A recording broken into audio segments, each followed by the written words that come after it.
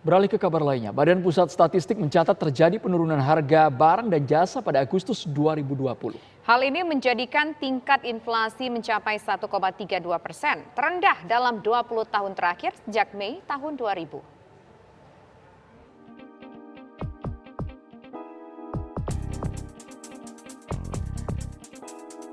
Kepala Badan Pusat Statistik mengatakan indeks harga konsumen yang menjadi parameter inflasi menunjukkan penurunan.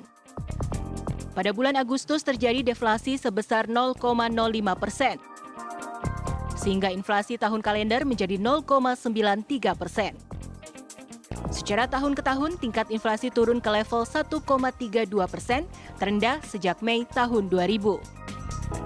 Kepala BPS Suharyanto menegaskan adanya penurunan permintaan akibat turunnya daya beli masyarakat di tengah pandemi COVID-19.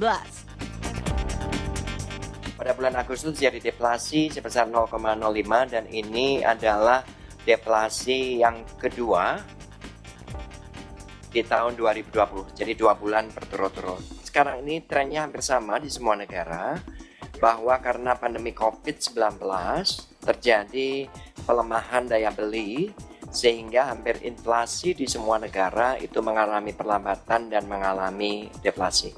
Saya kira kita semua sangat menyadari bahwa COVID ini menghantam seluruh lapisan masyarakat sehingga akan menurunkan daya beli. Tetapi kita tentunya berharap bahwa ke depan akan bisa cepat kembali. Setelah mencatat 2 kali deflasi, BPS melihat adanya potensi kenaikan permintaan masyarakat di bulan September dengan berbagai bantuan sosial. Dari Jakarta, Tim TV One mengabarkan. Pandemi COVID-19 yang mengakibatkan kesulitan ekonomi global benar-benar membuat khawatir Presiden Joko Widodo. Tampaknya pemirsa, Presiden cemas di kuartal ketiga tahun 2020 ini pertumbuhan ekonomi kembali negatif sehingga Indonesia resmi masuk jurang resesi. Di Istana Bogor, Jawa Barat, Presiden Jokowi mengungkapkan kekhawatirannya akan kondisi ekonomi tanah air di tengah deraan pandemi COVID-19.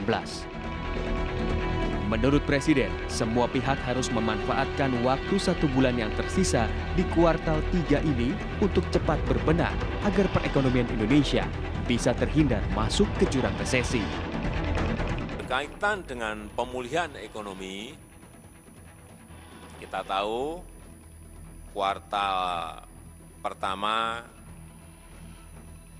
2020 kita masih tumbuh 2,97%, negara lain sudah minus.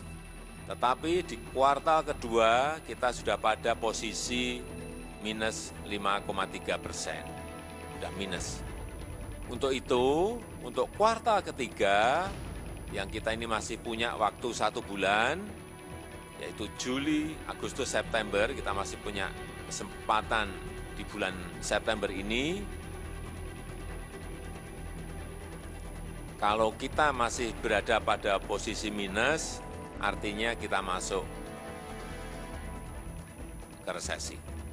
Karena itu saya minta percepat belanja APBD provinsi dan perintahkan untuk Bupati Wali Kota agar APBD kabupaten dan kota, terutama yang berkaitan dengan belanja barang, belanja modal, belanja bansos, ini betul-betul disegerakan. Kekhawatiran masuk jurang resesi sebelumnya juga disampaikan Menteri Keuangan Sri Mulyani pada 25 Agustus lalu. Dalam paparan terbarunya, Sri Mulyani mengaku pemulihan ekonomi di awal kuartal ketiga masih sulit.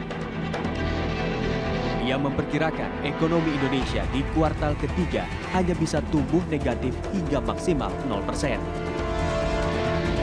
Pertumbuhan negatif di kuartal ketiga ini berarti Indonesia akan masuk ke kondisi resesi. Selanjutnya, Kementerian Keuangan memperkirakan ekonomi baru bisa tumbuh di kuartal keempat. Dengan proyeksi pertumbuhan di tahun 2020 ini di kisaran minus 1,1% hingga 0,2%. Tim TV One mengabarkan.